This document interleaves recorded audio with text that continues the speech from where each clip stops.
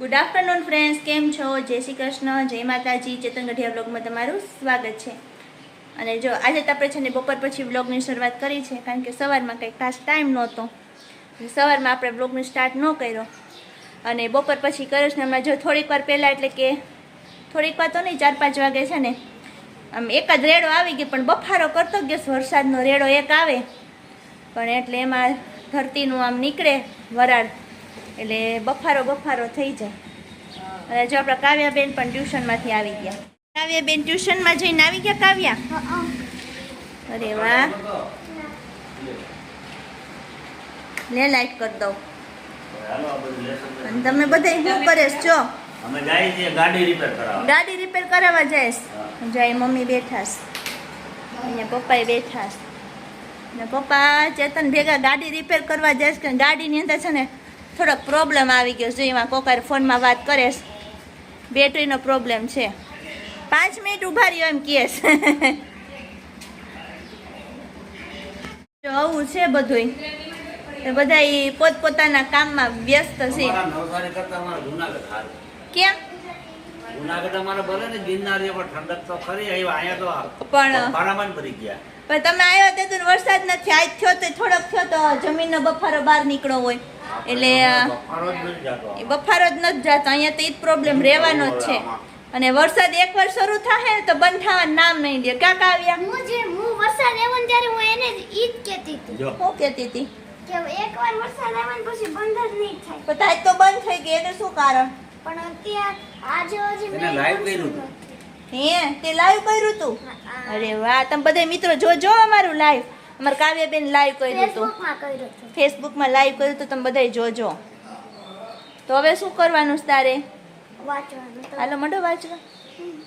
તો કાવ્યા, વરસાદ તો બહુ આવ્યો નહીં, તો ભજીયા બની નાખવાના.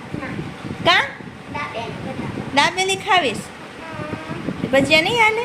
મેગીના ભજીયા નહીં, દાબેલી. એટલે દાબેલી જો દાબેલી પણ બધાય ખાહે દાબેલી? બધાય ખાહે. હે, તમે ખાહો? મારે તો દાંત વિના પોતું ખાવાનું હોય. તમે ખાહો દાબેલી? પણ ભજીયા નથી બનવાના, દાબેલી બનવાની. ભજીયા હમણાં બનાવ્યા હતા, પછી કાંઈ છોકરી ક્યાંય ગઈ, એની ફરમાઈશ એ મારે પૂરી કરવી પડે ને. નહીં, હા, એ તો બનાવવાને ખબર હોય મહેનત થાય કે નહીં ભજીયામાં. ભાઈ ભજીયા બનાવવા મહેનત થાય કે ન થાય? એકને ઓલા ભજીયા ખાવા હોય, એકને ઓલા ભજીયા ખાવા હોય. કઈ બધાને કઈ એક પ્રકારના તો ભજીયા ખાવાનો હોય, બધાને અલગ અલગ ખાવાનું હોય. પણ આપણે આજે ભજીયા નથી બનાવવાના. આજે આપણે કાવ્યાની ફરમાઈશ પૂરી કરવાની છે, એને ખાવી છે દાબેલી.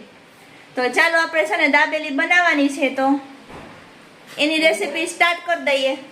અને તમે બધા છે ને વિડીયો પૂરેપૂરો સ્કીપ કર્યા વગર જોજો. તો જો દાબેલી બનાવવા માટે આપણે બટેકા બાફવા માટે મૂકી દીધા છે. પાઉં પણ લઈ આવ્યા છીએ.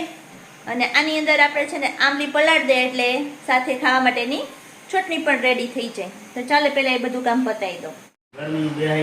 હું કરીએ એવા ગાડીનું? ગાડી પાછી મૂકી આવ્યા. પાછા હાલીને આવ્યા. પપ્પાને જ બહુ હાલવાનું થયો. હવે કાવ્યને લેવા ગયા તો રસ્તામાં ગાડી બંધ થઈ ગઈ. તમારી ગાડી બહુ હવે હેરાન કરી દીધા છો.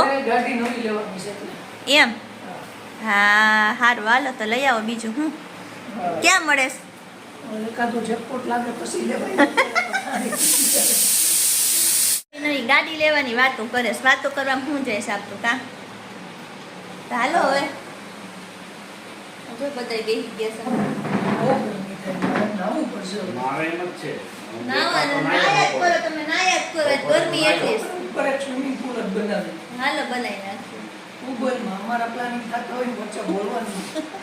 એમ? આમાં વરસાદ આવી જાય સ્વિમિંગ પૂલ જ છે. હા, વરસાદ આવી જાય સ્વિમિંગ પૂલ છે. અબકો પડી જાય ને બે પાજે પડી જાય તો બધી ચાલી જાય. જો આવું છે મિત્રો, બફારો નીકળે.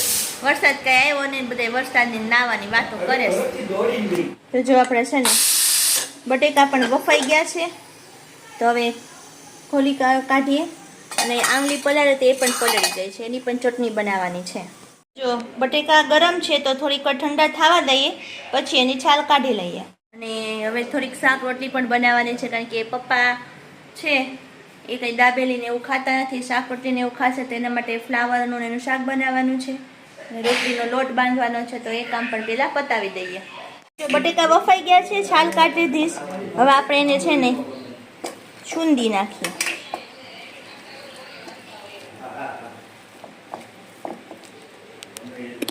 ચાલો હવે બધી તૈયારી થઈ ગઈ છે તો મસાલો વઘારી લઈએ. તો જો પહેલાં તો આપણે છે ને તેલ લઈ લઈએ.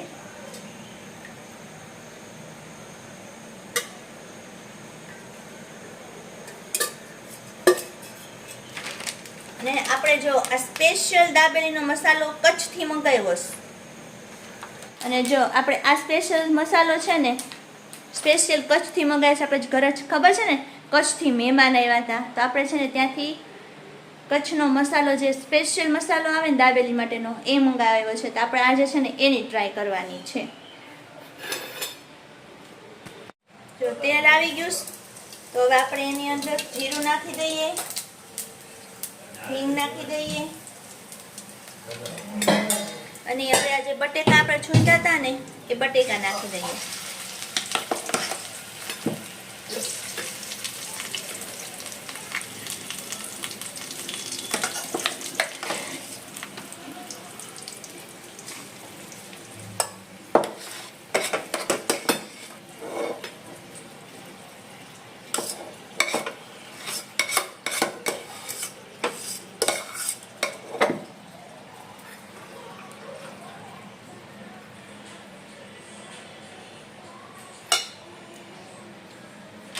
હવે આની અંદર આપણી સ્પેશિયલ મસાલો છે ને એ નાખી દઈએ.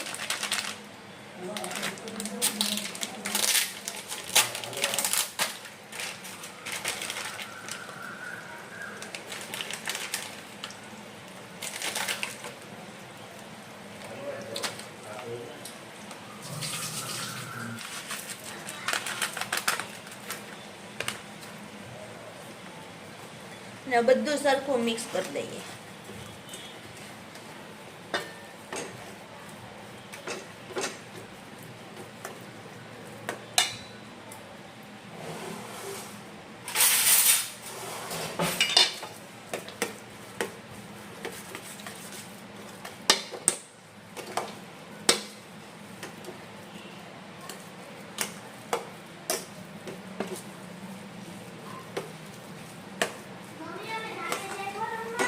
Yeah.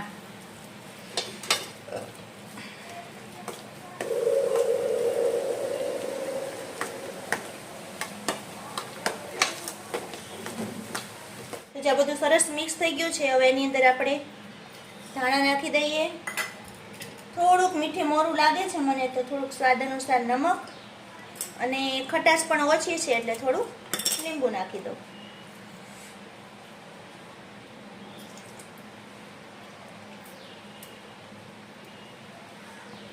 બધું મિક્સ કરી દઈએ. આપણો મસાલો રેડી.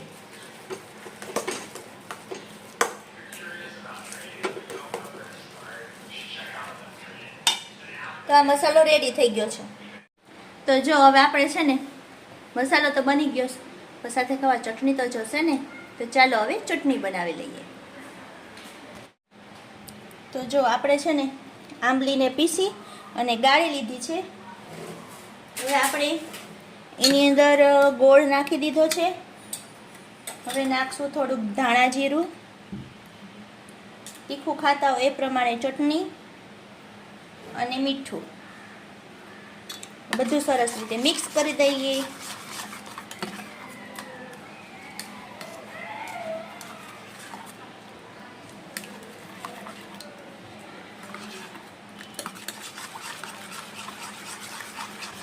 આપણી ચટણી રેડી છે અને અહીંયા મસાલો પણ રેડી છે.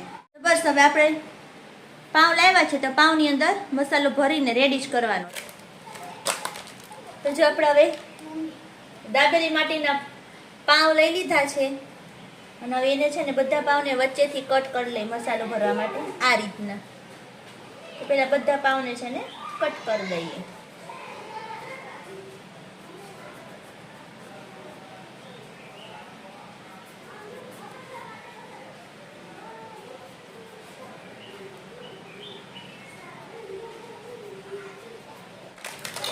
હવે આ મસાલો રેડી છે.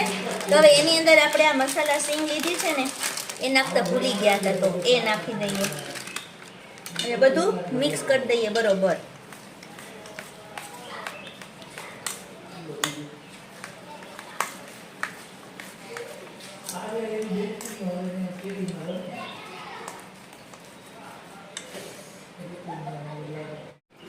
અને આપણે આ સેવ પણ લઈ લીધી છે.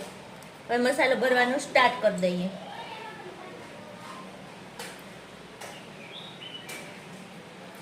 આ રીતનો મસાલો ભરી ઉપર સેવ રાખીને દબાવી દઈએ. આ રીતના બધા પાવ રેડી કરવાના છે.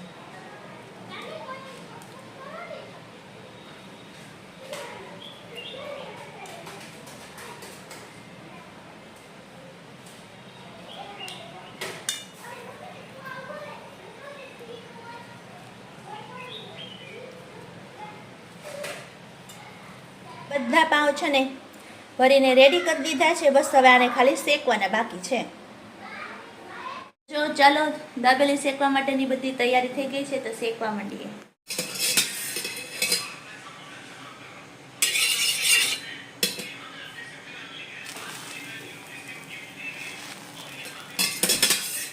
આ રીતના બધી દાબેલી શેકી લઈએ ધીમે ધીમે તાપે.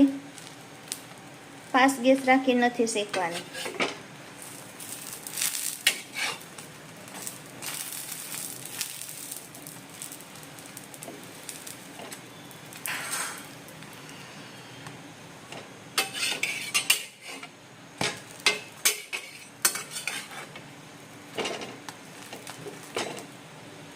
તો આપણી દાબેલી રેડી છે. જો આ દાબેલી રેડી થઈ ગઈ ને બધાય જમવા બેસી ગયા છે. મમ્મી, પપ્પા, કાવ્યા. ના પપ્પાને તો શાક રોટલી આપણે કીધું તે પ્રમાણે શાક રોટલી જ છે. કાવ્યા દાબેલી કેવી બને? એમાં દાક આવે ને પૂછવું પડે. ચીકણી ચીકણી આમ આમ કરસ તે તો બહુ મસ્ત છે એમ. સારું સારું, ખાવ ખાવ તો ખાવ. ચાલો હવે આપણે પણ જમી લઈએ. તો બધાને છે ને દાબેલી ખાઈને બહુ મજા આવી ગઈ. બધાને બહુ મસ્ત લાગી અને બહુ મોજ કરીને ખાધી બધાએ. તો ચાલો મિત્રો, આ સાથે આપણે આજનો વિડીયો અહીંયા પૂરો કરીએ. નેક્સ્ટ વિડીયોમાં પાછા મળશું. ત્યાં સુધી બધાને જય શ્રી કૃષ્ણ, જય માતાજી.